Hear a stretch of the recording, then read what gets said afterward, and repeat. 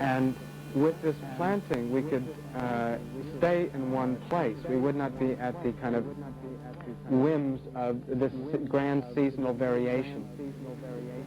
And our animals, we could domesticate animals, that is to say, we did not have to go hunting all the time.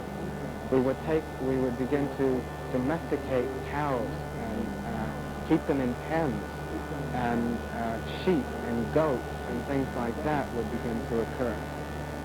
And, you know, it's a wonderful invention for many people, the idea of stopping this nomadic life.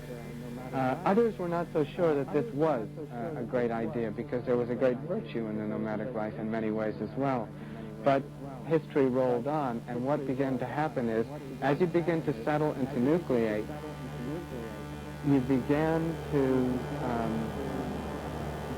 generate objects for the first time in a different scale than just hand axes and cutting tools, just the bare essential tools. You began to make tools, more permanent holding tools now. Instead of transporting water in ostrich eggs that were biodegradable in a very neat sense, you would begin to make longer lasting objects of clays and pottery. And in other words, the half-life of your objects would begin to increase. The idea of permanent objects instead of kind of a throwaway culture began to accrete. And as these objects began to accrete, you began to gradually through the years to make decorations on them, and art on the objects. And this made the objects more valuable, quote unquote, whatever that meant at the time. And these objects had the very strange effect on people's minds as they acted like an attractor matrix for the human mind on which to see even further possibilities for the proliferation of even more objects. That is to say, once you made a bowl, well, we could make a better bowl, and a bowl with a spout, and then a bowl with a this on it, and one with greater capacity, and then so on and so forth. Object proliferation began to form. It began to be a mirror to which the mind could say, well, we've done this, but we can do this better. Before you extracted from nature, now you were on this kind of reflection process. So that was one dynamic that began to occur, object proliferation and the generation of even more. That's what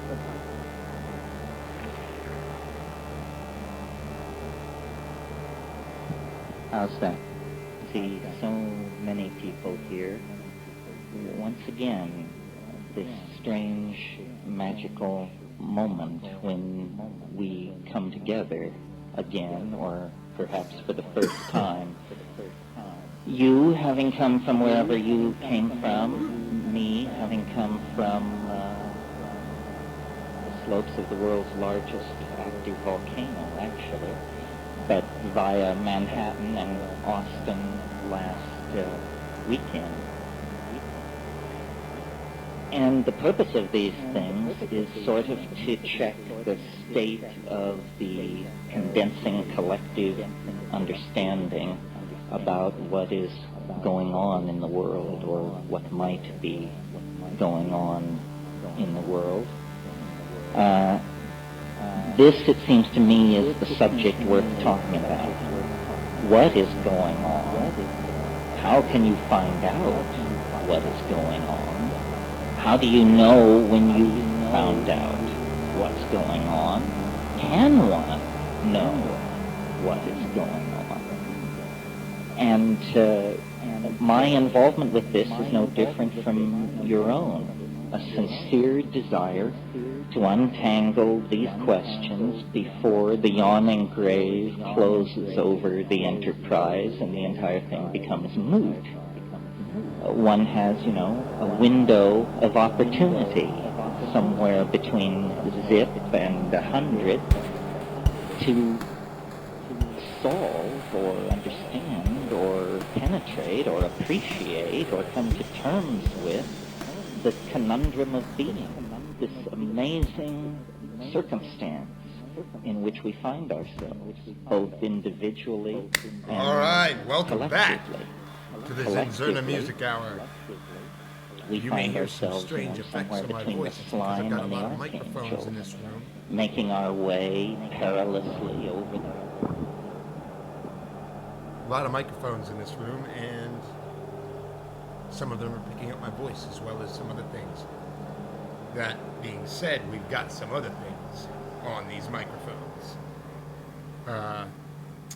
We've got a drone right now coming out of Mononoke. We've also got this beautiful weighted keyboard now, courtesy of my babe, Ariel Bryant. Maybe if one Infinite Zero pops into the chat, we can hear from her. So, we've got some drones coming out of the No Coast and out of the Strega.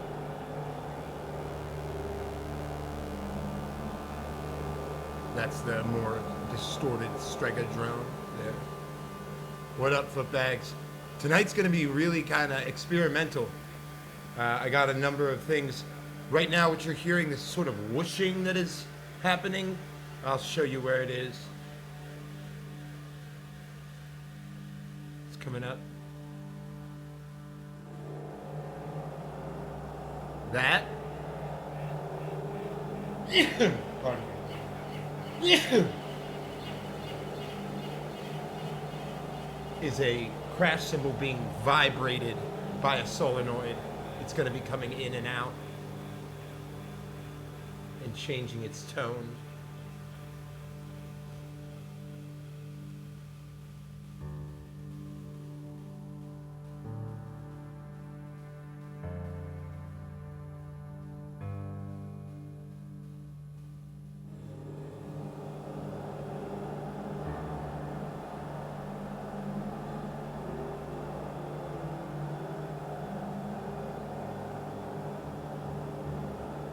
Okay, I got this 88 key hooked up into the MPC as a piano.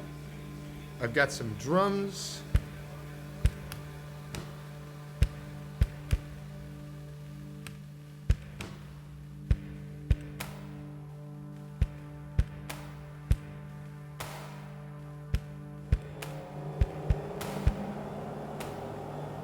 And those are on the KO.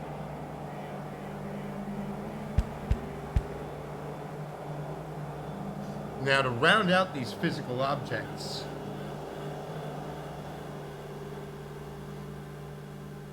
I've got a bass on the pulsar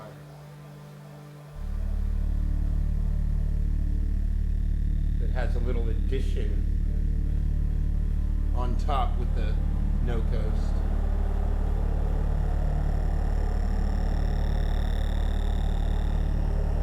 Kind of cicada-like.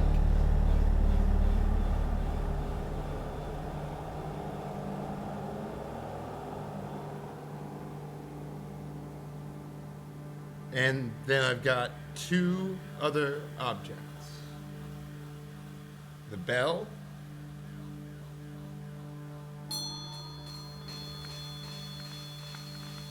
which is running through the Strega, as well as somewhat through the pulsar's pitch shifting reverb.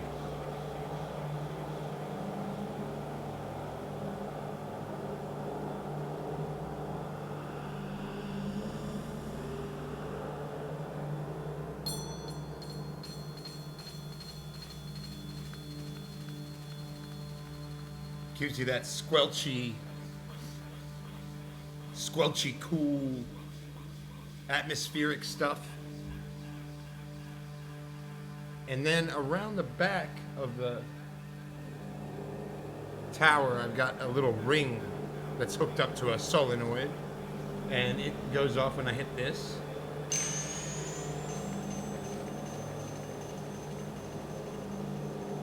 Giving us a burst of glittering sound.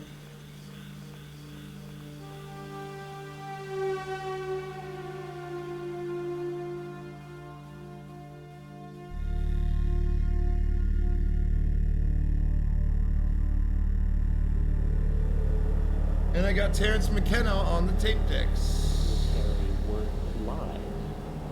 They are intended to provoke a small smile. That smile will lift you a little further up the ladder, the rungs of the ladder of being. So I thought today what I would talk about is some of the conclusions that I've come to out of a life of psychedelic voyaging, living inside this insanely contradictory society, and going through the standard moves: marriage, divorce, children, career, controversy, allies, enemies, attorneys, counselors, consultants, accountants, so forth and so on. The same world you live in. The same world you live in. What have the first thing I concluded was tedious. I do not live in the world of accountants. The job of which, believe me,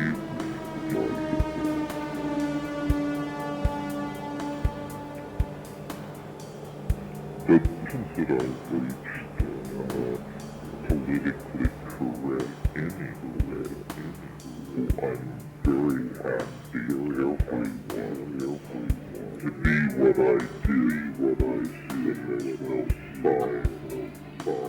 So the conclusion that I reach vis-a-vis the individual and civilization is this: culture is not our friend. Culture is not your friend. It's not my friend. It's a very uncomfortable set of accommodations that have been hammered out over time for the convenience of institutions. A young man gets his first dose of the news that culture is not his friend when told that he's going to be given an air ticket and some training and sent to an exotic country to kill its inhabitants in the name of some political ideal. You have to be fairly dense to get the message at that point that culture is not your friend. It is using you for its purposes. You would never dream of doing what it now proposes as the only conceivably right and righteous course of action.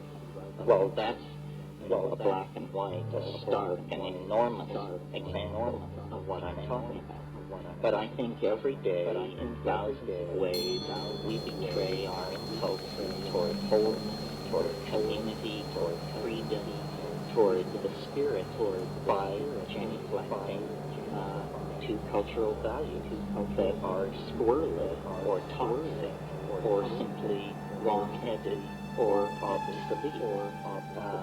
Culture is not your friend. It's an illusion. What kind of an illusion is it? And this sort of leads on to the other thing.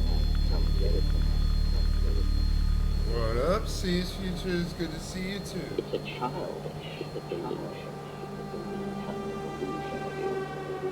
Recently I had a physical examination with a doctor, and after it's all over, he leaned back in his chair and he said, well, you know, most people your age in the 19th century were dead. Yes, quite true. People live a great deal longer in the 20th century. And consequently, I think part of what drives alienation is, culture is like being taken in a crap game. If you play long enough, you will figure out that you're being screwed. And, of course, if you die shortly into the game, it never enters your mind. We are all, some of you may have seen the little saying that hangs behind bars in Minnesota: "You get too soon old and too late smart." Well, some of us are getting smart earlier and earlier. And what is seen through to them is the fact that culture victimizes ideology victimizes, these things are all con games. Reality, culturally defined reality, is some kind of an intelligence test. And those who are joining are failing the test. This is very clear to me looking at phenomena like alien abduction and the great enthusiasm for conspiracy theory that now seems to attend so much modern thinking. Again, these are epistemological cartoons where low production values made acceptable through tolerance of TV is allowing people to accept material into their own story, which should actually end up on the cutting room floor. Nothing is what it appears to be. Surely you have noticed that. That's A, right? A is nothing is what it appears to be. Well, therefore, complex, difficult, tricky, and mercurial things are even less likely to be what they claim to be than other forms of reality. So, confronted with the endless whispered rumors and doctored photographs and breathless testimony from the denizens of trailer courts and so forth and so on, what is one to make of all that? Well, I think the message is return to basics. The information matrix has become compromised. The data stream is now suspect. Return to first principles. What are first principles? That's what the 20th century is trying to figure out. What are first principles? I'd like to suggest to you that a place to begin is the body. You have one. It isn't ideologically defined. It can be ideologically defined. At school, the nuns used to tell us we should dress in darkness so we wouldn't be an occasion of sin to ourselves. That's an example of the body becoming ideologically defined. But it precedes culture. Culture has to deal with the fact that your eyes are on the front of your face and your anal pore is located near your genitals. Culture would probably rather have it some other way. It would be so convenient, but hey, it's a given. I'm so happy our rumps don't swell in estrus the way some of the other primates do. Can you imagine Giorgio Armani trying to create a line of fashion that comes to terms with that? But I digress. So the body is a pre-cultural given, and coming with the body is this amazing thing which everyone wants to give away, throw away, get away from, called the felt moment of immediate experience. The felt moment of immediate experience. This is you, now, here, in your body, with the cheeseburger slowly dissolving, the cup of coffee, the caffeine, the bladder, all of these things, collisions, concrescences, crossing of trajectories of mental process, digestive process, metabolism, intent, income, emotional state, the felt presence of immediate experience lodged in the body-mind system in the moment. That's who you are. That's what they can't take away with it from you. Whether they drag you away to prison, beat you, drug you, whatever they do to you, you will still have some kind of felt presence of experience until you drift into the darkness of non-entity. So there then, one can begin to build from that core.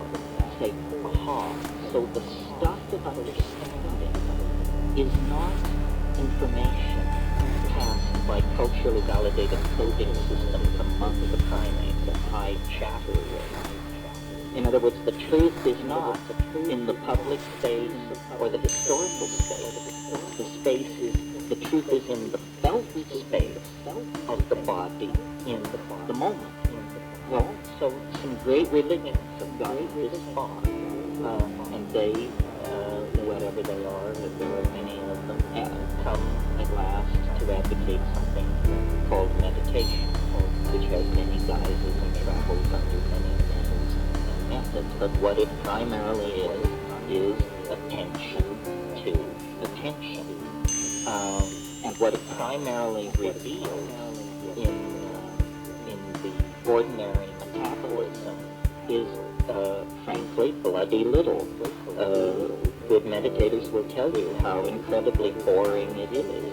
And the rhetoric of the religions that have made meditation the centerpiece of their ontology is a rhetoric of nihilism. I mean, this is what I should have said. This is sort of the dirty little secret of Buddhist ontology. It isn't the cheerful new Buddhism being exported from California.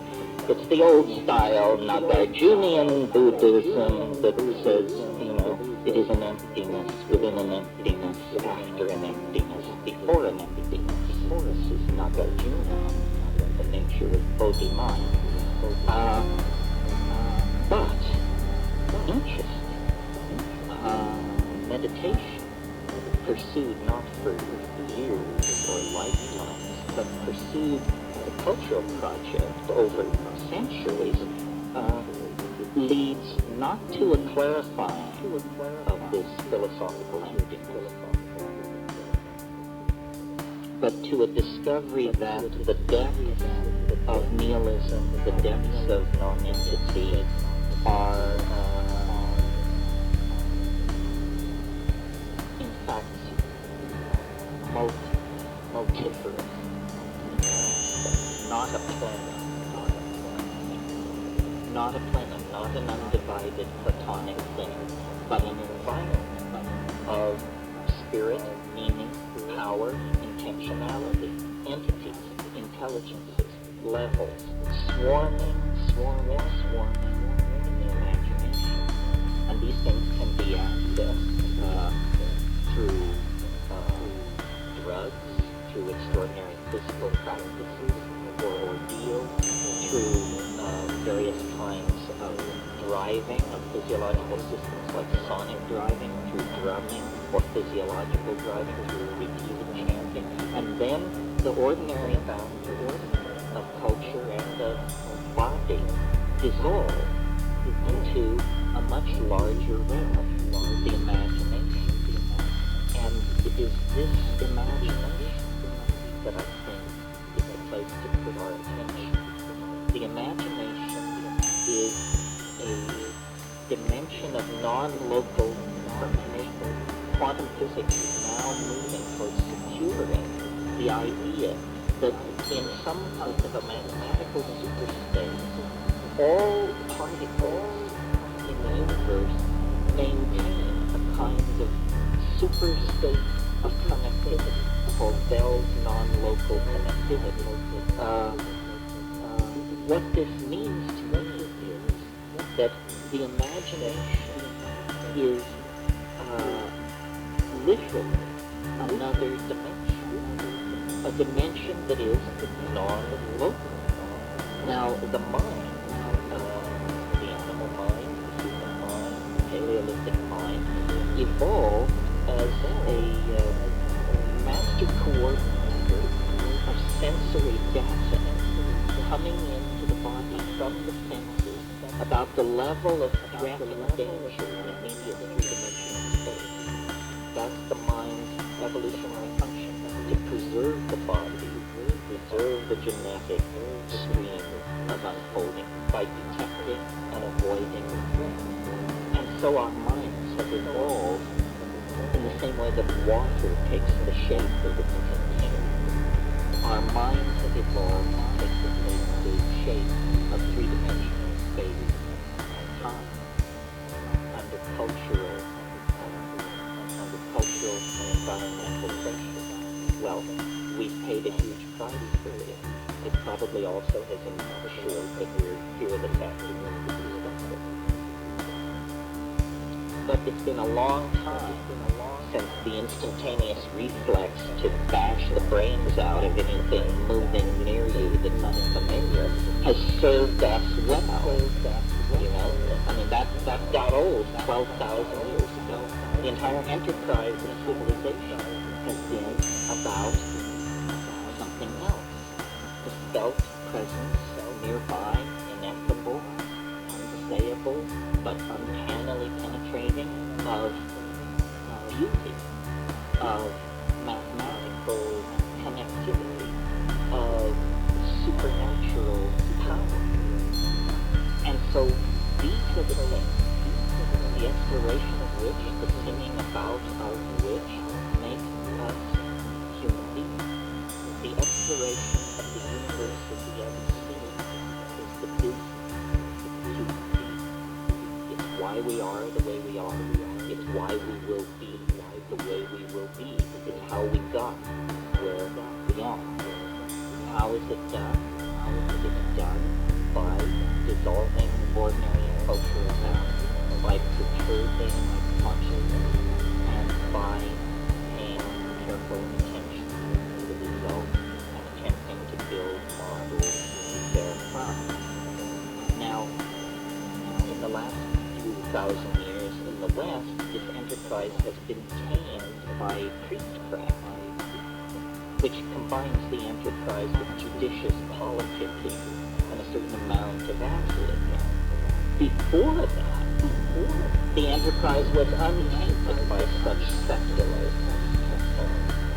It was full force forward into the unknown, and this is the great era of shamanism.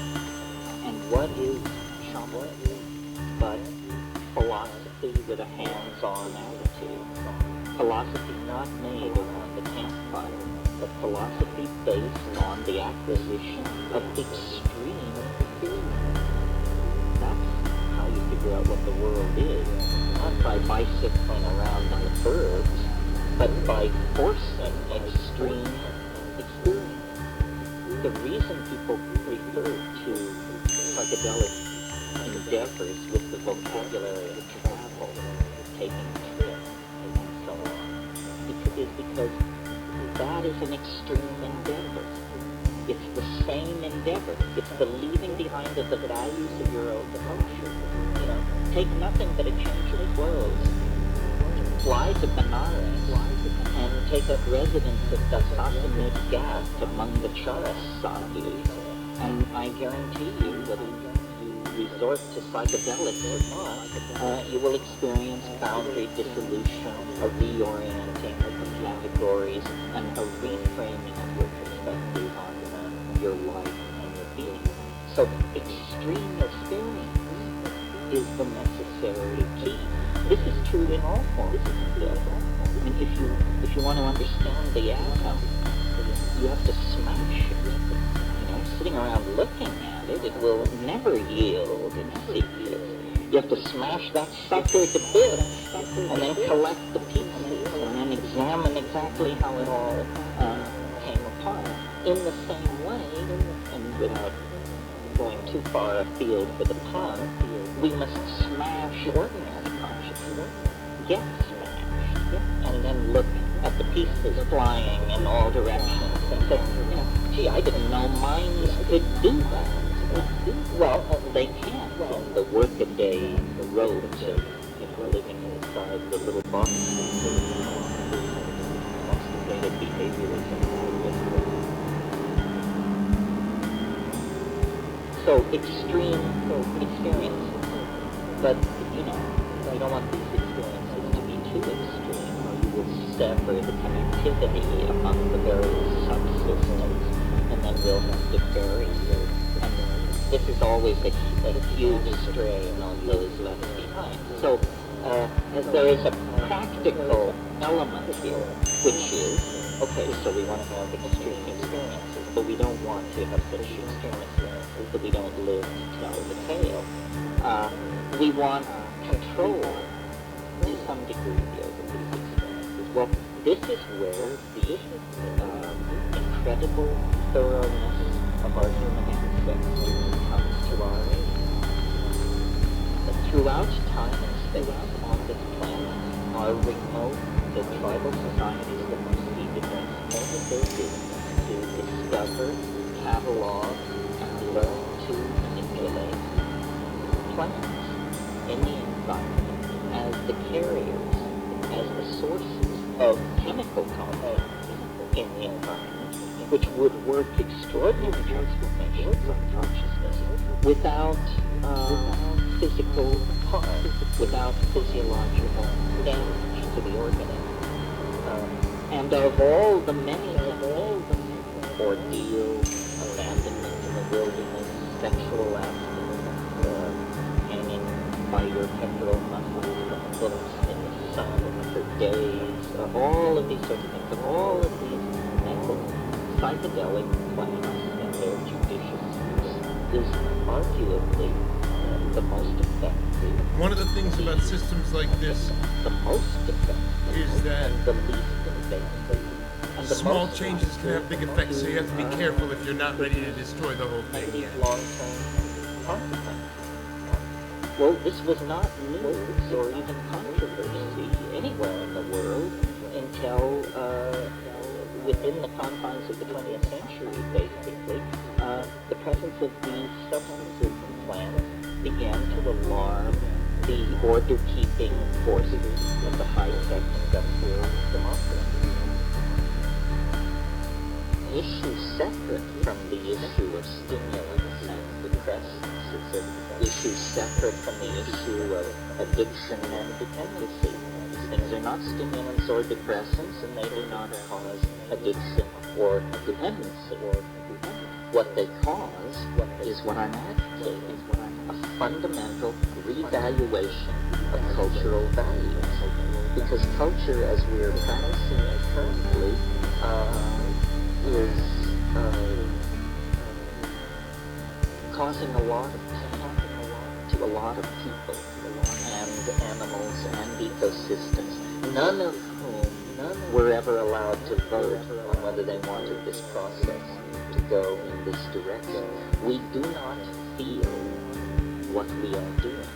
Remember, I spoke about the primacy of the felt moment of experience. If we could feel what we are doing, we would stop doing it. But between us and the consequences of our action, there are endless veils of political rhetoric, stultification, denial, sedation, intoxication, ideological delusion. Now, normally, I think a rap like this tends to, if you have to pigeonhole it, to come down on the side of pessimism. But I am not pessimistic.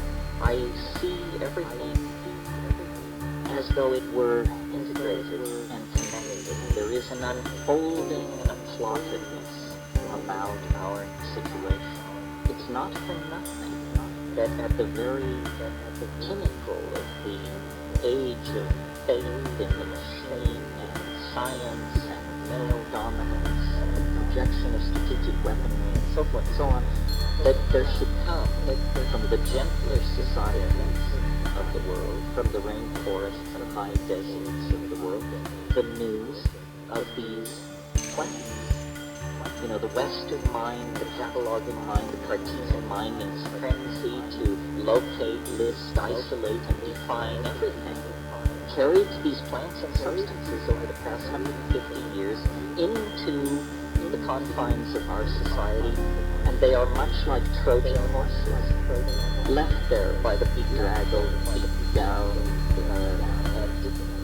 raggled, disenfranchised third world, white-coated priests and priestesses of science, and to be brought back into the laboratory to be picked apart, for their efficacy in treating addiction. So,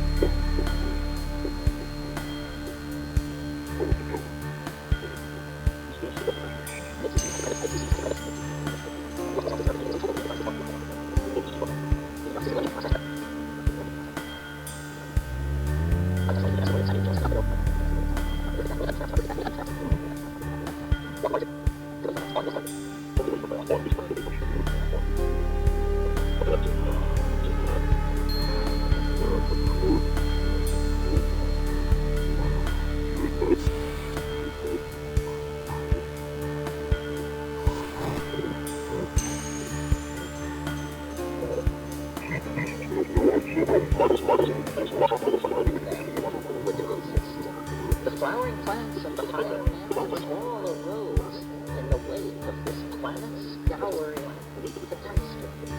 So, you see, there is built-in to the larger systems of nature an enormous, what my mentor Eric Johnson used to call metastability. They are metastable. They are not just an event as large as a planetesimal impact basically only resets the evolutionary clock by a few million years. And then, in almost overleaping itself to make up for lost time, out of all of that catastrophe come primates, animals of such complexity and coordinated sensoria that they are wonders to behold, and from them, and quickly, then come abilities never before seen in the world of organic organization. Freely commandable languages, spoken languages, symbolic activity for the first time. Well, at that point, even the academics believe human language. Feeling good about what's going on? I'm going to keep on rolling. So, thank you all for listening. Dirigible or the keeping it moving tonight on ZnZerna. It's an At the end, I am going to have a debut of a little remix that I did of a Miles Bullen song we have fire pits and stone So tools, Close. Those are not Sapian tools, but they're the tools. So you might want to stay tuned for that. The preceding ancestor in the human line. My point is, we are caught up in a process of unfolding complexification that has now lodged in our species. We are its source at this point. At one point, its source was the geology of the planet. At a later point, close to us in time, its source was all biological diversity. But as the novelty has increased, the domain of its expression has narrowed, and it is now confined largely to the human species. Oh yes, the rest of nature continues the slow unfolding of continental drift and gene mutation and transfer and so forth. But these things have now receded into the background as the human adventure takes center stage. So it's almost as though this is what I believe, that we are not pushed from behind by the causal unfolding of historical necessity, but that we are in the grip of an attractor of some sort, which lies ahead of us in time. And so we are not, as it were, following what the statisticians call a random walk across a temporal landscape.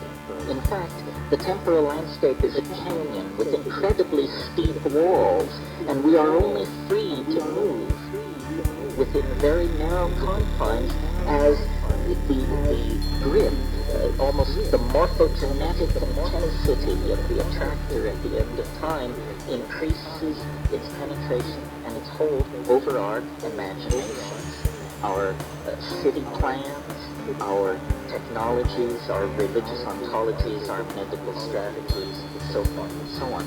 Something is revealing itself to us, through us. And as we get closer, the chatter of noise and static being given off of this thing increases exponentially because, McLuhan said once, he said, we move into the future like a person driving who uses only the rear view mirror. That's how we understand the future, by driving the rear view mirror. All of our models of what lies ahead are based on inverted models of the past. And the one thing you can be certain of is that won't do it. Because we can see a person standing in 1900 using that method would have been wrong about the late 1900s. A person standing in 1600 using that method would have been wrong about the late 1900s. And so forth and so on. You cannot extrapolate from the future from the past into the future, because the real nature of the future is its thing on fiche, the thing in itself, and that's what it's trying to reveal. And so the whisperings that reach the ears of the channelers, the visions that come through the hands of painters, sculptors, choreographers, musicians, all of the felt presence of the invisible world is now incredibly pregnant with this message of transformation. And the challenge for each of us is to streamline our language sufficiently that we may mirror this thing in a way that is both true to it and rationally apprehendable to ourselves. And this is a fractal boundary. This is a test of intelligence, because the thing in itself cannot be rationally beheld. The enzymologist J.B.F. Haldane once said, the world is not only stranger than we suppose, it's stranger than we can suppose. That to me is a dizzying thought, and obviously true. So what we want is a model true to the stranger than we can suppose, but not so alien that there is no emotional or spiritual support in it for the enterprise of being human. How do we do that? How do we inculcate the unspeakable mystery of the transcendental object at the end of time with the mundane nexus of real occasions that happens to be our own existence? Well, to my mind, the answer is it lies in the ability to assimilate paradox. And that means you have to transcend the idea of a closed logical system. You have to live with the idea that there is no intellectual closure. This is, in fact, the door marked freedom, but you've been taught that it's the door marked madness. To live in the light of paradox, things cannot be, we are taught, both A and B simultaneously. This is Aristotelian logic. A is A. This is as old as thought or West. But it has to be overcome. And in the felt presence of the moment of immediate experience, it is overcome. The mystery does not lie far. lies in the immediate moment, in the act, the fact of being. The only time we really confront this is in the psychedelic experience, or other moments of extreme epiphany. The model that I have come to wrap around all of this, because I think it's simple and straightforward, and it leaves plenty of room for people to have their own filigree, is a dimensional model. God forbid, a mathematical model. But it works something like this. I mentioned earlier that our senses have evolved as a threat detection device and sort of crunched us down in a three-dimensional space. The shaman, wherever and whenever he or she does their shamanizing, the shaman is a person who is able to transcend the dimensional confines of cultural existence. They know more than the people they serve. The people they serve are like children within the game of culture. Only the shaman knows that culture is a game. Everyone else takes it seriously. That's how he can do his magic. I was recently in Australia, and of course Aboriginal culture and shamanism was a topic of great interest down there. And I learned, and maybe some of you already knew this, that the term for shaman among English-speaking Aborigines,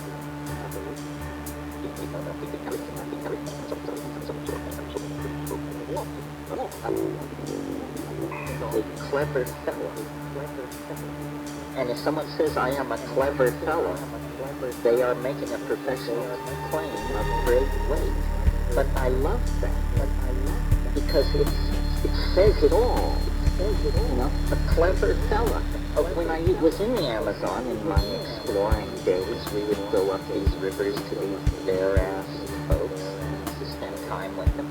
And the people would want to, touch the outboard motors, look at your camera equipment and the butterfly nets, and gather around, open-faced, totally innocent. You could always tell the shaman.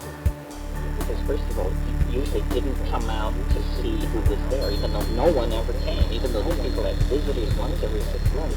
The guy who wouldn't come out of his hut for the only event in 6 months was inevitably the shaman. And when you met him, he wasn't interested in your Velcro or your break-apart glow-in-the-dark little trinkets or any of the rest of it. He was looking straight at you through the eyes outside the culture, saying, what kind of a person are you? Are you a fool, or are you a clever fellow? What is your measure? How much of the situation do you understand? How many levels are you simultaneously aware of at this moment? And, looking into the eyes of that sort of person, you either grow or turn away. You have not much choice. So, what's happening with the shaman, I think, is he's a hands-on mathematician, a hands-on non-Euclidean geometry. The shaman enters into the quote-unquote chaos of the psychedelic experience and sees that it is not chaos. It is hyperspace. And in it, the adumbrations of the trees of possibility can be followed. One can see who stole the egg. One can see who coupled a chief's nephew.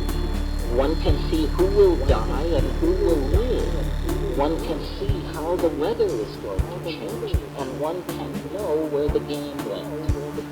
This is not in that way. It's impossible in three-dimensional space and time.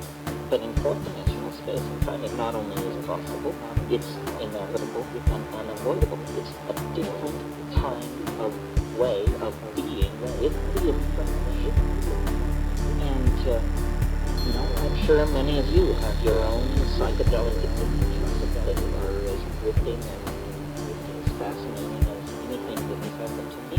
Epiphanies that show that certain circumstances, the ordinary boundaries of information, space-time, limitation are dissolved. And it may happen only for a moment. It may involve a curing of the laying on of land. It may involve a sudden insight into a set of complex relationships. It may involve sudden, unexpected certitude about how a certain event went down that when checked upon turns out to be true. What we know about the world is defined by our culture. And the way culture does this is through language. You can't know or perceive or appreciate what cannot be brought into the domain of language. You can't publicly know or appreciate things. You can feel as the rich, intertextual embeddedness of your own being, but you can't communicate. Sometimes when I read Marcel Proust, I come upon passages where the conveyance of the information, of the emotion, is so exquisitely subtle that I have the feeling I know what he means. I felt this, but I never dreamed I would ever see it or have a thought about it that I could share with anyone else because it is so subtle. So the challenge to all of us is not this one-dimensional chasing after of answers. This is a fool's game, but an actual stepping back to gain perspective and to realizing salvation is always available. It's in the moment. It's an act of understanding. It doesn't come down through a vintage. It doesn't come through a substance, an empowerment, a word. It comes through understanding. Salvation is an act of rational apprehension of some sort. And,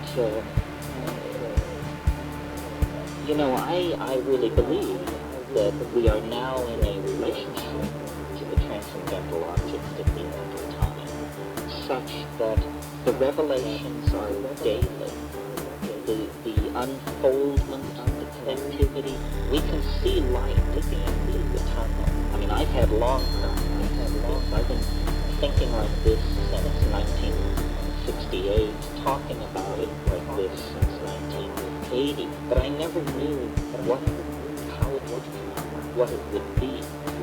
In the last few years, with the rise of a technological, a cultural artifact like the internet, I now see how it will make its way into the world. We are building the nervous system of the human oversoul. We are individual units operating under social rules that are pushing us ever closer toward dissolving our societies,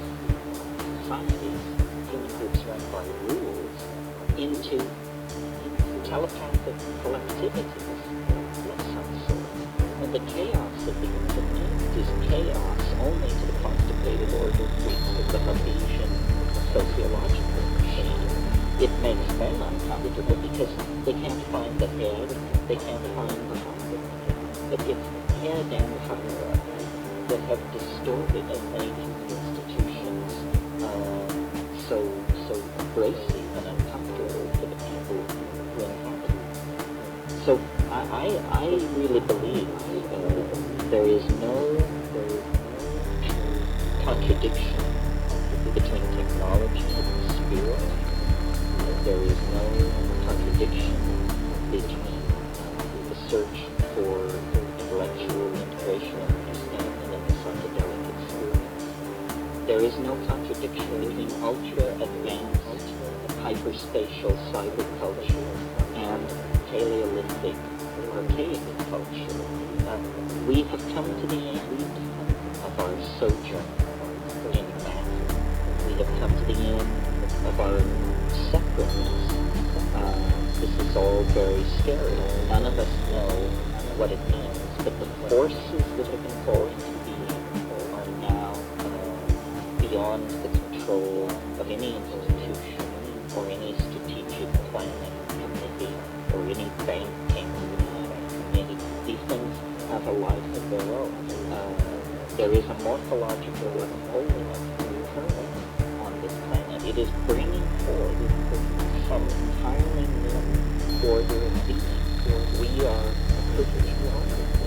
Individually, our hope is to understand and participate in the epiphany. There is no blame. Nothing is off kilter or wrong or unnatural or artificial. No principle has been betrayed. This is how it is supposed to be. But as it picks up speed, it's going to become more and more frightening as most metaphors fail. And this is why the rise, and why the grasping of unlawful straws, and why the whispering of various corners of the universe grow into a roar. Because we are uncertain. We are not sure. But you become sure by connecting the source. And then what you become for people is a source of reassurance. The perfect metaphor for understanding this situation is a bird. If you had never seen a bird and you were rushing about your daily business and suddenly came around the corner and Dewey Drop, what's up, Raleigh? How's it going? happened to you in the theater or in Check it out. I'm gonna and here you confronted human birth. taking advantage of the fact that we're already using a synthesizer and running some of the triggered sounds synthesizer counterparts also through these reverbs and effects. Blood is being shed, organs are being stretched, there's bleeding, groaning, and moaning. You have to have your chops very together to look at this situation and say, how wonderful. New life coming into the world as it has always come into the world. Now, a birth can be simple and easy, or it can be prolonged for long. It can be an occasion for joy, or it can end in catastrophe. The key is preparation, understanding, awareness, and a desire to meet the experience in all of its form. The birth is coming. The birth is coming. And what it does to the social systems we put in place, the groaning ecologies that are taking the weight of our billions, what it does to the atmosphere, what it does to the economy of all humanity. This all depends on how educated and enlightened each one of us can make ourselves as the thing moves toward fruition. And it's no time for foolishness. And it's no time for rumor mongering. And it's no time for throwing away your epistemological razors and indulging in spreading of unlikelihood. It's time to actually pull together the plan or the pipeline into the Gaian intention. It's just not a coincidence that these plans carry this immense spiritual message. They are the pipeline of Gaian intentionality. We were not out of balance. For millions of years, or hundreds of thousands of years of intellectual existence, in which we had humor and song and ribaldry and poetry and horsing around and art and theater, we were not out of balance. Because our religion involved the dissolving of our cultural values once a week or once a month back into the mysterious mama matrix of primordial being. Once we cut that off, once we had to make it up, or to listen to the most shrill among us make it up, we were lost. That's what we're returning to. Our story is the story of the probable flood. We left on the balance of the city, and we made a shamanist journey using the powers of matter and of energy, of space and time. We return with gifts, with understandings no shaman before ever had. Quantum physics, fractal mathematics, astrophysics, cosmology, the knowledge of DNA. This is real knowledge. We shed real blood. Now it can be retained and be brought under the umbrella of authentic, archaic, human values informed by relationships with psychedelic plants. This is the comfort, this is the future, the hopeful future of what life is. To the degree that people turn their back on this, they're running of one kind of time to the future.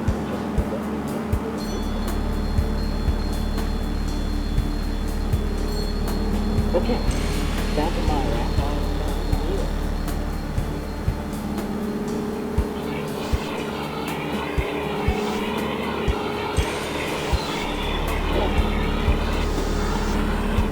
Thank you. I mean, I really think, and let's say a couple of things. These things are much more fruitful in the question and answer period, at least for me. And then the other thing I want to say is about the psychedelic community of Chicago. It's all fine and good to come to hear the great ones to pontificate, but the reality of the situation is this is your community, and we have self-selected ourselves to be here out of the millions who aren't and the thousands who came to this conference who are also not here. So look around.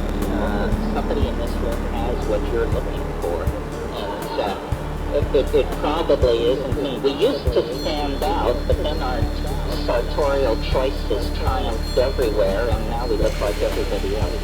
But I'd like to do questions now for the rest of the session.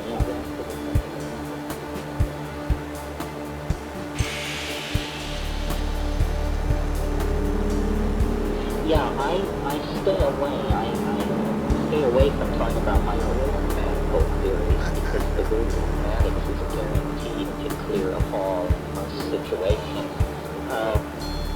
But I think it's perfectly, well, just very briefly. Two things are completely obvious to me that science has missed. And you're smart people, check it out. Isn't this true? That the universe has gotten more complicated as we approach the present? That everything they ever told you on Discovery Channel or anywhere else supports the idea that the universe in the beginning was simple and then it got more complicated? So that's a truth that reaches notice across biology, geology, astrophysics. It's across disciplinary truth of great power. There's a second related to the first. This movement into complexity from the remote past to the present is occurring faster and faster and faster. And that's where we come in. That's where we come, you see. We are animals, but we are animals plus. Animals plus language plus technology plus religion plus analytical analysis, so forth and so on. We represent some kind of an experiment in a deepening of complexity. And historical change occurs at orders of magnitude faster than biological change. And very recently, very number, 100 years ago, 50 years ago, something like that, it seems like we entered into an even deeper involution of the spiral. Well, you don't have to be a rocket scientist to figure out that the spiral closure, the Fourier constant, is now moving so fast that it's culminating within a human life. And I think that that's true. I think we are the last generation of proto-human beings, and that beyond us lies something very hard to imagine. The human-machine symbiote, something which is going from our loins, but as his daughter sprang, in a sense, from his forehead. And it's not simply a new species. a new order of being. This is dramatic and great with the earlier orders of natural organization as the eukaryotes were from the prokaryotes and the land animals were from the sea. How does that make us feel? Complicated feeling. You know, in Silicon Valley, there are people every day who go to work with the phrase in their mind, the great work. What is the great work? The great work is the handing on of human civilization to a species intelligent enough to appreciate the enterprise. And, you know, it will be a symbiote. Oh, it will be an AI, for sure. It's huge. It's huge. It depends on how much you understand, who you know, which technologies you follow. We're all coming to terms with it at different levels, but in a sense, the only thing left is the collective realization occurring individual by individual that in fact history, this is not only the postmodern civilization, it's the post-historic. What happened? The essential predatory. So it is a thought. In the back.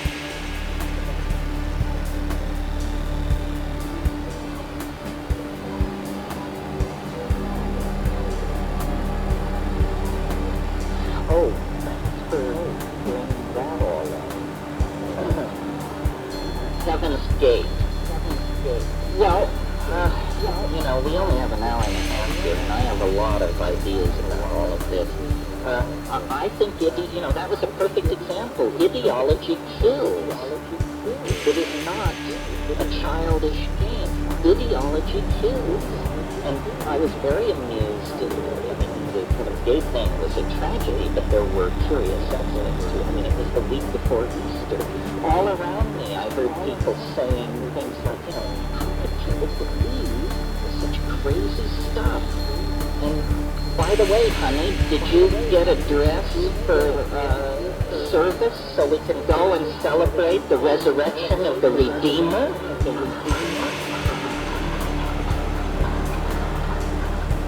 And you just wonder, you know, whose ox is getting gored here?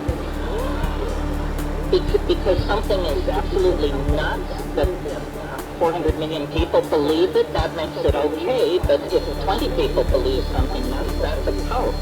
I have all of this gives me the creeps. I have an absolute horror of belief systems and cults, and I've never met a guru I really like. I've never met one I trusted.